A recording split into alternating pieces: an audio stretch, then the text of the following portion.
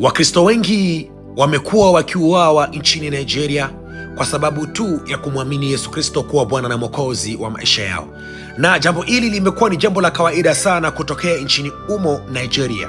Tena jambo hili limekuwa likiumiza watu wengi sana mioyo yao kwa sababu ya mambo yanayoendelea kutokea katika nchi hiyo, huku wakiwa wanajiuliza kwa nini Wakristo waendelee kuuawa nchini humo kwa sababu tu ya kumwamini Yesu Kristo kuwa Bwana na Mwokozi wa maisha yao. Hii picha mnayoiona hapo juu, hii ni picha ya Wakristo waliouawa nchini Nigeria baada tu ya kuulizwa swali na watu wasiojulikana, kwa nini mnamwamini Yesu Kristo? Baada ya hapo marehemu wakawa wamewajibu.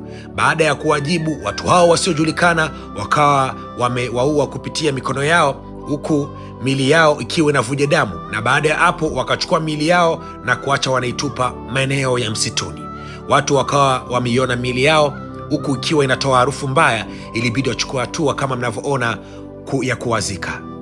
Haya ni mambo kabisa ambayo yanaendelea nchini Nigeria, yanaendelea kuumiza watu wengi na kuzua gumzo kubwa sana nchini humo.